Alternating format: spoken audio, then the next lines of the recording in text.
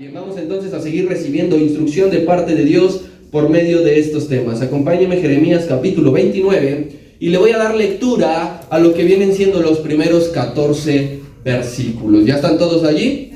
Dice la palabra. Estas son las palabras de la carta que el profeta Jeremías envió de Jerusalén a los ancianos que habían quedado, de los que fueron transportados, y a los sacerdotes y profetas y a todo el pueblo que Nabucodonosor llevó cautivo de Jerusalén a Babilonia.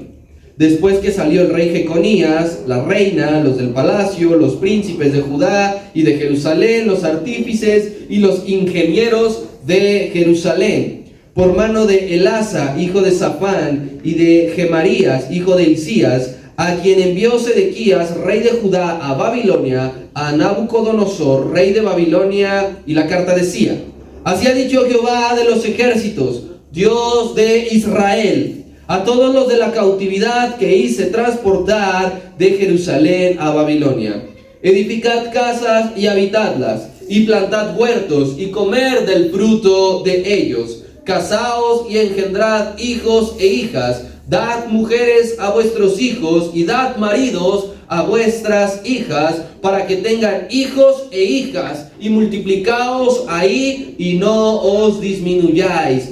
Y procurad la paz de la ciudad a la cual os hice transportar, y rogad por ella a Jehová, porque en su paz vosotros tendréis paz. Porque así ha dicho Jehová de los ejércitos, Dios de Israel: no os engañen vuestros profetas que están entre vosotros, ni vuestros adivinos, ni atendáis a los sueños que soñáis, porque falsamente os profetizan ellos en mi nombre. No los envié, ha dicho Jehová. Porque así dijo Jehová: cuando en Babilonia se cumplan los 70 años, yo los visitaré y despertaré sobre vosotros mi buena palabra para haceros volver a este lugar. Porque yo sé los pensamientos que tengo acerca de vosotros, dice Jehová, pensamientos de paz y no de mal, para daros el fin que esperáis. Entonces me invocaréis y vendréis y oraréis a mí, y yo os oiré. Y me buscaréis y me hallaréis, porque me buscaréis de todo vuestro corazón, y seré hallado por vosotros, dice Jehová, y haré volver vuestra cautividad, y os reuniré de todas las naciones y de todos los lugares a donde os arrojé, dice Jehová, y os haré volver al lugar de donde os hice llevar. Dios ama a las naciones. Esto que acabamos de leer solamente es un fragmento, la mitad del fragmento de una carta que escribe el profeta Jeremías a todo el pueblo de Israel. Escuche bien, tanto a la minoría que quedó en el país. ¿Y cuál fue esa minoría que quedó en el país? Los ancianos, hablo de tercera edad, los enfermos, los pobres.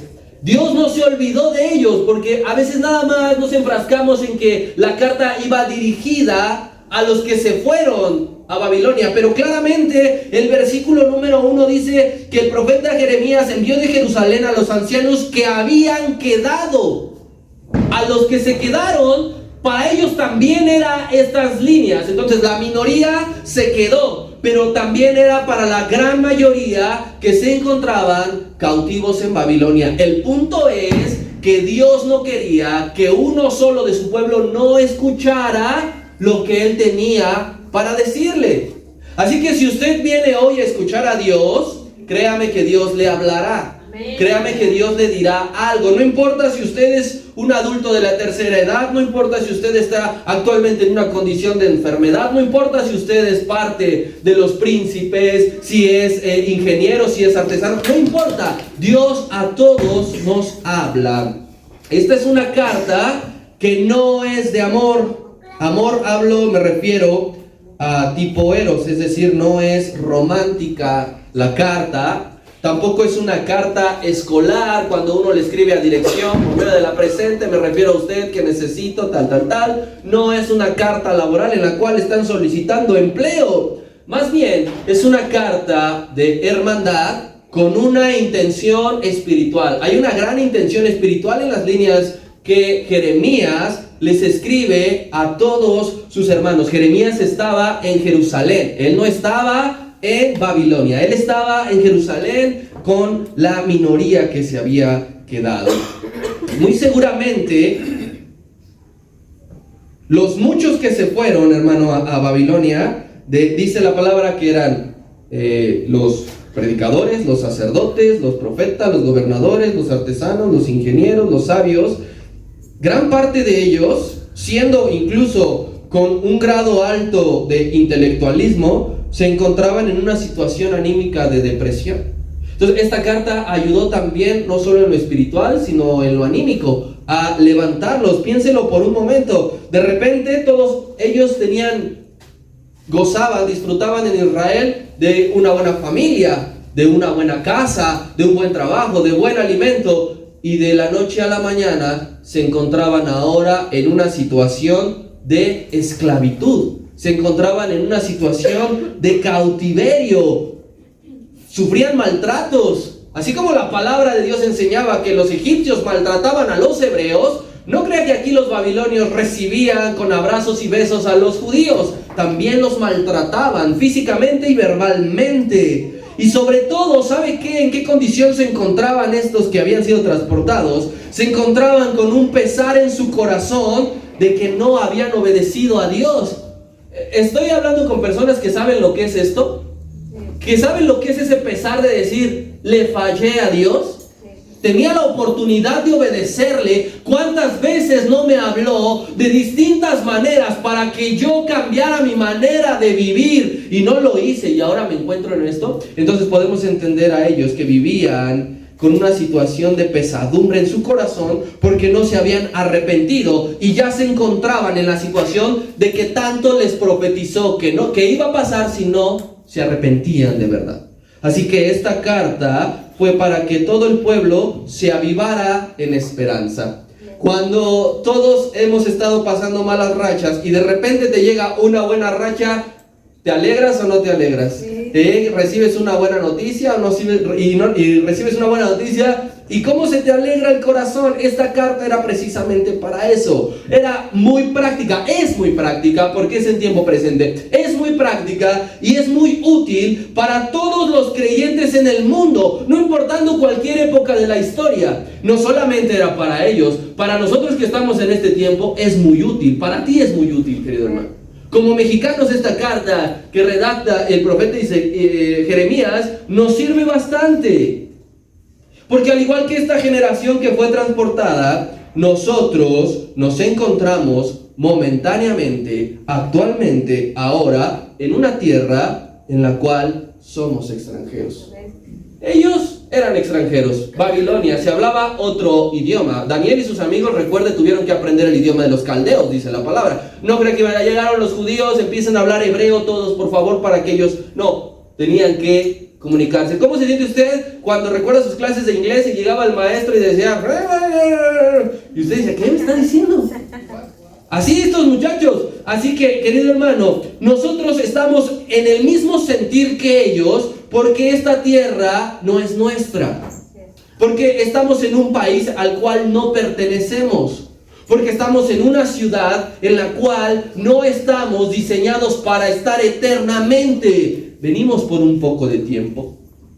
Un poco de tiempo. Estos pasaron 70 años. La esperanza en México, 70, 77 años más o menos es. Entonces estamos hablando que es literalmente casi el mismo tiempo en el que ellos pasaron deportados en cautividad y en el que usted y yo estamos aquí. Oye, pero ¿que no estamos en la alcaldía de Iztapalapa? Sí. ¿Que no estamos en la Ciudad de México? Sí. ¿No estamos en la Nación México? Sí. ¿No estamos en el continente americano? Sí. ¿No estamos en el planeta Tierra? Sí. Pero aún así, este no es nuestro lugar de residencia. Dios diseñó un plan y Dios diseñó un lugar para que tú y yo estemos allí eternamente. Amén. Y no es aquí. No es aquí. Por más que tú escuches que muchos testigos de Jehová se apropian diciendo el texto que los justos heredarán la tierra, porque ellos piensan que la eternidad será aquí, y usted dígale, pues que te vaya bien, quédate aquí, porque yo seré levantado en las nubes. Vaya usted conmigo a la carta a los Filipenses, capítulo 3, dice la palabra.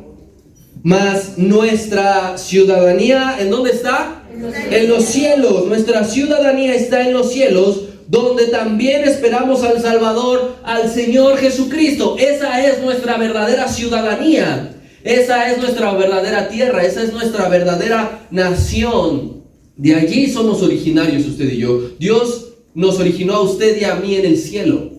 Por eso es que esa es nuestra tierra, no aquí, porque dijo el Señor en Juan que no fuimos engendrados por voluntad de carne ni de sangre. Por más que nuestros padres nos hayan engendrado aquí físicamente, Dios tenía un plan muchísimo antes que ellos. Tú tendrás descendencia, los que no la tienen ahora tendrás descendencia, y antes de ese deseo de querer ser padre, ¿qué crees? Dios ya lo diseñó en el cielo. Por eso es que nosotros volveremos, regresaremos donde realmente pertenecemos. El Señor dijo: no se preocupen, yo voy a ir y vengo por ustedes, porque iré a preparar morada para todos. Habrá lugar para todos los que crean en Él. Habrá lugar para ti y para mí. Así que dile a tu hermano: espero verte allá. Allá nos vemos. Si llega un tiempo en el que nos tenemos que dejar de ver aquí, allá nos vemos. Entonces, ellos estaban en Babilonia, que representa un sistema de maldad. Representa toda esta maldad que hay en el mundo. La ha habido siempre, queridos hermanos. La maldad la ha habido siempre. Eso representa a Babilonia. Aparece en toda la Biblia. Si usted escudriña y ha estudiado la Biblia de Génesis a Apocalipsis al menos una vez, recordará que Babilonia aparece de principio a fin. Génesis capítulo 11, sucedía que los hombres se reunieron y dijeron: vamos a hacer una torre que llegue hasta el cielo. ¿Y cómo se llamaba ese lugar? Babel. Y de allí se deriva Babilonia. Y luego usted va a la mitad más o menos, que son los profetas menores. ¿Y cuál es el imperio que está predominando casi siempre, que los tiene sometidos, que se encarga de someter a los pueblos? Babilonia. Y luego usted va hasta Apocalipsis, a punto de terminar capítulo 18, y nos habla sobre la caída de Babilonia. Entonces Babilonia está presente siempre. Tristemente, nuestro país está convertido en Babilonia. Por eso es que entendemos perfectamente esto. Nuestra nación, México, está convertido en Babilonia. No lo vamos a negar, no vamos a decir que vivimos en el mejor país del mundo. No vamos a decir que todos los extranjeros deberían de copiar el modelo de gobierno de México, porque no. Porque nosotros estamos dentro de un sistema babilónico. México tiene idolatría por doquier. Vaya usted de vacaciones a un pueblo mágico y va a encontrar la Virgen de no sé cuánto. Babilonia tenía muchísimos dioses. Aquí tenemos el catolicismo como religión hegemónica. Hay brujería. Usted vaya a la parte de Veracruz y se va a encontrar de que le pueden hacer limpias y trabajos hasta de lo que no se puede imaginar. Violencia. Los babilonios eran violentos muchísimo. Aquí en las calles no tenemos una ciudad identificada en el mundo como narcoestado que mata a las mujeres, que hay feminicidios. Ciudad Juárez, los 90 empezó a darse a conocer porque mataba a las mujeres. Hay trata de menores en este país. Los roban o los traen y empiezan a hacer cosas. Hay narcotráfico en este lugar para envenenar a los jóvenes. Hay corrupción en el gobierno. Estamos en una Babilonia. Estamos en un tipo de Babilonia. Este país ha aceptado el matrimonio igualitario. Este país ha permitido que esas personas puedan adoptar. Este país ha aceptado el aborto. Estamos dentro de un sistema babilónico, porque Babilonia es un sistema global, no ataca únicamente a una nación en específico. Su intención, y que lo va a lograr, es controlar el mundo entero, que en todos los países haya ideología de género, en las escuelas, educación básica. La iglesia de Cristo se encuentra dentro del territorio de Babilonia, así como el pueblo de Israel se encontraba literalmente dentro de Babilonia. Por eso es que el Señor ora en Juan 17, no los saques todavía del mundo, no es el tiempo, guárdalos, porque ellos están dentro del mundo. Vayamos a primera carta de Pedro, capítulo 5.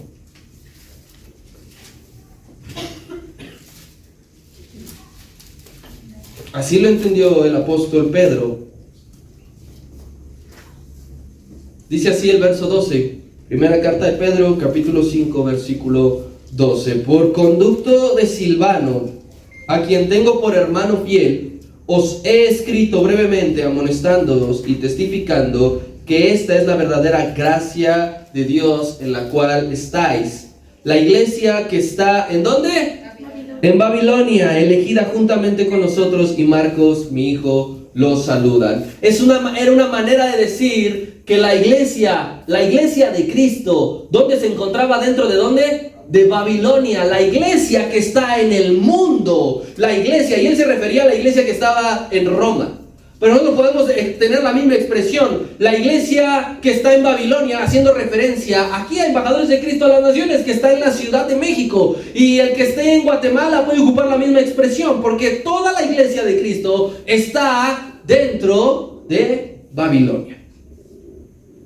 La carta, hermano, que escribe entonces Jeremías, no va en dirección a que el pueblo se levante en armas y luche por su liberación. En ningún versículo le dice, y cuando se descuide el guardia, lo atacas, y poco a poco se van haciendo de sus armas hasta el punto en que todo el pueblo esté armado, y en la madrugada, cuando todos estén durmiendo, se levantan y les cortan el cuello. La carta no es para que luchen su liberación, como lo entendió aquel cura hidalgo que hicieron movimientos sociales de independencia. No era incendiar un monumento o un lugar como la Lóndiga de Granaditas. No se trata de eso la carta. Tampoco les dice, cada que ustedes puedan, maldigan al rey Nabucodonosor, maldigan a los babilónicos, maldigan a los caldeos, que les dé rabia, que les dé fiebre, que se mueran uno a uno. No les está diciendo nada de eso. Les está diciendo a todo Israel que resistan la prueba. Lo que a veces no nos gustaría escuchar. Quisiéramos leer, tienen el permiso de parte de Dios, que no se va a contar como asesinato cada que maten a un político de Morena. Todos ahorita vamos, ¿no? Allá. No. Les está diciendo, resistan, Israel, pueblo, resistan la prueba que están pasando. Dice, superen también la tentación. Luchen por resistir la tentación y de no volverse como uno de ellos y no caer en las costumbres que verán. ¿Qué fue lo que hizo Daniel? Le dijo, aceptó las vestiduras, aceptó aprender el idioma. Lo que no aceptó fue la comida, porque él tenía cierta dieta, cierta rigurosidad. Él podía decir, ya tengo un montón de hambre, pues dame la comida y el vino, ¿no? Él siguió manteniéndose, dame mis legumbres y mi agua. Entonces, esta carta es para decir, soporten la prueba, resistan la tentación. No va a estar fácil y no va a ser por poco tiempo, porque a veces tú y yo queremos que la prueba dure 20 minutos. Queremos que la tentación no se vuelva a presentar nunca más. Eso no es posible. Y le está diciendo, conquisten, les está diciendo al pueblo, conquisten, expándanse, crezcan, porque van a estar un largo tiempo, 70 años. Alguien que haya llegado con su bebé de brazos, no le puedes decir, no realices tu vida, porque acuérdate que esta no es nuestra tierra. Imagínate que el niño crezca y durante 70 años viví todo abnegado, no podía hacer nada, no podía esto, no podía aquello. No, el profeta le está diciendo, Dios me dijo que les diga que ustedes hagan una vida normal.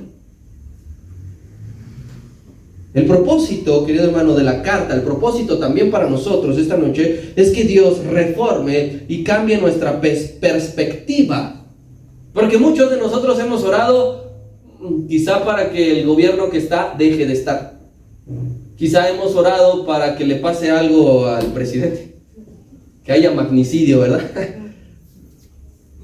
Y hay mucha gente que desea la muerte de estas personas, pero Dios quiere cambiar hoy lo que nosotros hemos pensado. Necesitamos decirle al Señor que nos dé entendimiento del tiempo en que estamos viviendo. ¿En qué tiempo estás viviendo, hermano? Date cuenta. No podemos vivir encerrados en estas cuatro paredes. Tenemos que pedirle al Señor entendimiento. Tenemos que pedirle al Señor una visión de qué es lo que podemos hacer en el lugar donde vivimos. Dios le dijo a ellos qué iban a hacer en el lugar donde estaban viviendo. Así que si tú le pides al Señor, dame sabiduría e inteligencia para el lugar donde estoy viviendo, ¿qué crees que Dios te lo va a dar? Te va a proporcionar de lo que tú necesitas para que vivas sabiamente. No podemos orar para que la maldad desaparezca. Eso es una oración errónea, porque claramente Él dijo dentro de Mateo 24, en esas señales, que la maldad iba a ¿qué? Aumentar. O sea que mientras tú y yo podemos pasar y ayunar 3 semanas y pensar que la maldad ha disminuido, y cuando nos salgamos, nos levantemos de ese ayuno, veremos que la maldad aumentó, porque esa no es la oración que Él quiere que hagamos. No sucederá jamás, sino que a pesar de todo lo que suceda, nuestra fe se imponga siempre. Eso es lo que debe de pasar dentro de los hijos de Dios, dentro de nuestro corazón, que la fe siempre esté por encima de cualquier circunstancia. Así que dentro de esta carta hay algunas verdades espirituales, hermano, que no podemos negar y que no podemos ignorar. Como cual, el juicio, hermano, es necesario para cada uno de nosotros. El juicio es necesario.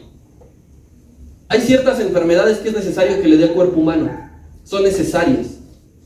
El juicio es necesario que nos llegue a nosotros y a las naciones. Porque tú y yo no somos perfectos. ¿O hay algún perfecto aquí? Ninguna nación es perfecta, entonces el juicio llegará. Pero el que llegue el juicio no significa que Dios te ha abandonado. Dios no abandonó a su pueblo, no lo dejó a la deriva, no lo dejó a su suerte. Así que cuando uno esté viviendo un juicio nacional o internacional, ten por seguro, iglesia, que Dios no nos ha abandonado un solo segundo. No nos ha retirado su Espíritu Santo, no nos ha retirado su palabra ni su presencia. Porque Él lo que hará es sacar fruto de la situación, porque tiene un plan. Él dijo, Dios me dice que sus pensamientos no son mis pensamientos. Él tiene un plan ya diseñado. Y lo más sorprendente de todo es que en ese plan usa al causante de nuestro dolor para llevarlo a cabo. Usa al causante de nuestro juicio para poderlo reproducir. Usa al causante de nuestra cautividad para que el juicio se lleve a cabo. Eso es grandioso, hermano. Siempre habrá nombres nuevos. Póngale usted nombre. Hace 5 años era Peña Nieto. Dentro de 1 año va a ser Claudia Sheinbaum. Dentro de 7 no sé quién será. Siempre habrá nombres de políticos que sean nuevos, que piensen que tienen el sartén por el mango, que digan, de mí depende la decisión de acá, de mí depende esto. Pero siempre es Dios detrás controlándolo todo, aún a Él. Presidente o presidenta, diputado, diputada, senador, senadora, gobernador, lo que sea, ellos piensan que tienen el control, y no, el control lo tiene Dios.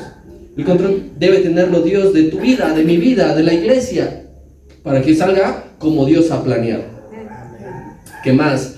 A donde Dios nos traslade, hermano, donde Dios te traslade, sea por la causa que sea. ¿A dónde te puedes mover? A lo mejor de momento no va a ser a otra nación. Muchos pensamos, no, yo veo muy complicado que yo algún día viva en otra nación. No te sorprendas que Dios te pueda llevar a otro lado por las causas que sean. Tú puedes entrevistar, si tuviéramos la oportunidad, a todos los niños sirios. Si le has preguntado, ¿alguna vez soñaste que te ibas a mover de tu país por causa de la guerra? Ellos te van a decir que no. Pero por causa de la guerra se tienen que mover y tienen que cruzar el mar Mediterráneo y muchos tienen que morir. Así que por la causa que sea que Dios te mueva, a lo mejor te cambias de domicilio, no te cambias de país, pero te cambias de colonia o te cambias de estado. Si te cambias de trabajo, si te tienes que mover, porque algunos de los jóvenes han experimentado lo que es la movilidad estudiantil, que van a otros lugares, a otras universidades. Si es por algún siniestro social, a donde sea, por la causa que sea que Dios te traslade, jamás olvides sus promesas. Llévatelas siempre a todos lados. Esto era lo que ellos querían llevarse, la intención de Dios era que estaban en otro lado, pero recuerden mis promesas. La Biblia enseña siempre, querido hermano, qué hacer bajo cualquier situación. Eso enseña la Biblia. La Biblia es clara. ¿Estás pasando esto? La Biblia habla de eso. ¿Estás pasando aquello? La Biblia habla de eso. Amén. Recuerda, querido hermano, que como Él se los dijo, el Señor, en esas líneas, y también es para nosotros, Él nos va a reunir de todos los puntos de la tierra. de donde su pueblo haya sido esparcido por guerra, por hambruna, por desastres naturales, por que te fuiste a conocer otro país y te quedaste allí porque te gustó más, porque te salió una oportunidad, por la causa que sea, recuerda que Él hará un llamado y todo su pueblo nos reuniremos. Los que están en el norte, los que están en el sur, los que están en el este, en el oeste. No habrá frontera alguna, no habrá política internacional que impida que el pueblo de Dios se reúna cuando sea el tiempo que Dios ha señalado. ¿Qué más les está diciendo? Que en donde estemos debemos de ser buenos ciudadanos. A lo mejor usted es buen hijo en su familia, a lo mejor usted es buen vecino en su calle, a lo mejor usted es buen compañero dentro de su salón de clases. Aquí el llamado es ser un buen ciudadano. Un buen ciudadano. Necesitamos que la gente hable bien de usted y de mí y de la iglesia por quien hemos creído. ¿Con base a qué? A tu comportamiento cívico. Los cristianos no deben de caracterizarse por estar en revueltas sociales, de ir encapuchados a rectoría a pintarrajear las paredes, a romper los vidrios, a hacer huelgas de hambre. No, tenemos que ser buenos ciudadanos aquí donde estamos, aquí donde Él nos ha colocado. Les está diciendo, en otras palabras, vivan con inteligencia. Vivan con inteligencia. ¿Les está prohibiendo estudiar? No. ¿El pueblo de Dios debe estudiar? Sí. ¿Debe prepararse? Sí. ¿Les está impidiendo trabajar y meterse a tales empresas? No, les está diciendo trabajen, susténtense, lleven alimento a su casa. ¿Les está impidiendo que se enamoren? No, diciendo no, los cristianos únicamente se tienen que dedicar a la oración, al ayuno, al ruego, a estar en el templo y listo. Les está diciendo, entreguen a sus hijos para que se casen.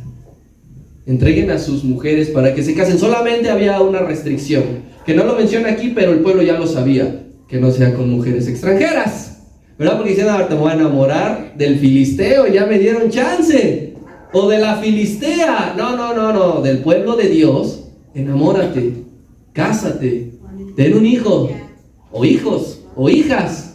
Ten un lindo hogar, una linda familia, fórmala bajo los principios bíblicos. ¿Dónde? Aquí en Babilonia, porque allá arriba ya no habrá casamientos, ya no habrá oportunidad. Quien esté esperando a casarse con el ángel Gabriel, déjeme decirle que está perdiendo el tiempo.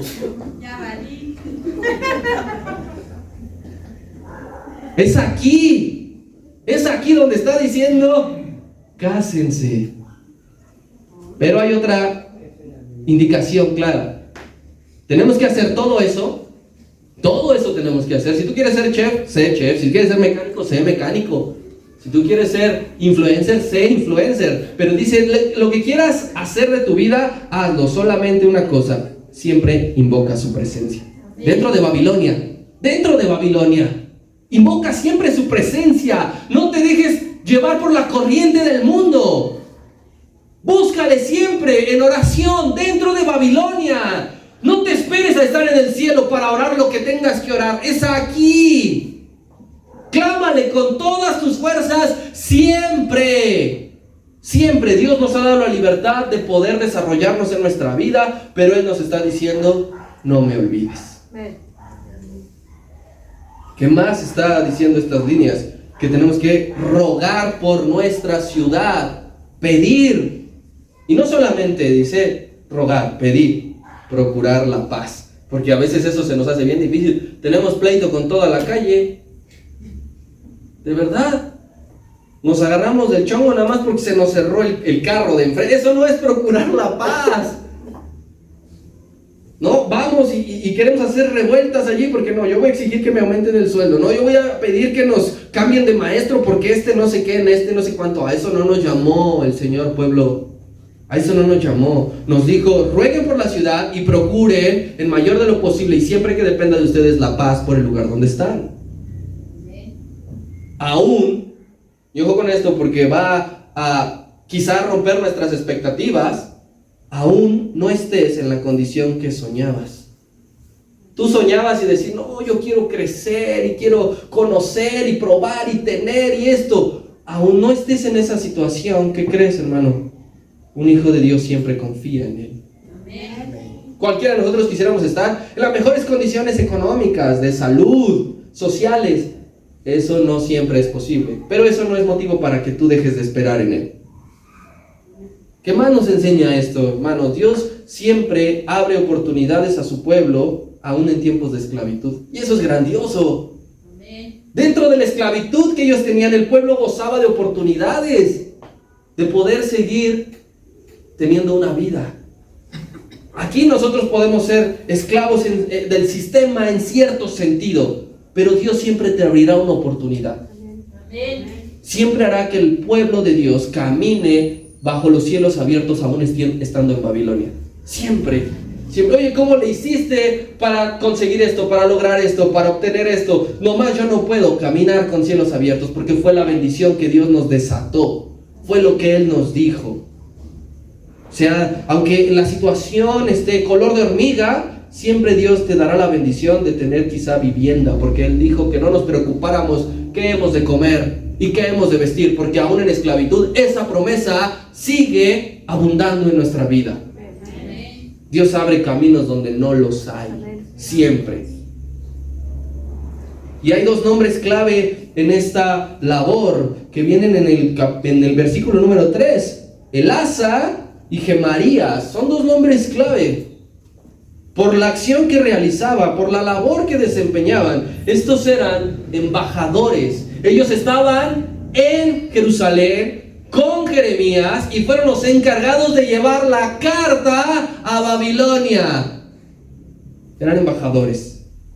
Llevaron la carta para el pueblo, para que ellos conocieran lo que Dios había hablado. Qué importante es que tú y yo seamos un Elasa y un Gemarías. Qué importante es eso, hermano. Tenemos el nombre, ahora hay que desempeñar la función y llevar a cabo la labor. Nosotros debemos de recordar constantemente al pueblo de Dios lo que Él ya ha hablado. No te desanimes, continúa, mantente en fe, recuerda que Él dijo esto, aquello, pero no solamente eso, porque yo en fe siempre he creído que el pueblo aún se encontraba en cautividad en Babilonia. ¿Qué cree? Le hablaba a los babilonios del Dios Todopoderoso. ¿Qué es lo que nosotros tenemos que hacer? No nada más recordarle al pueblo la carta que Dios dictó, sino también hablarle allá afuera que la única salvación y la única solución verdadera proviene de Dios. ¿Quién quiere ser un Elasa? ¿Quién quiere ser un Gemarías? Que Dios nos siga bendiciendo en esta noche, iglesia. Amén. Vamos a continuar con la siguiente parte de la oración. Vamos a continuar con cantos, así que no apagues la fe, sigue con esta misma actitud.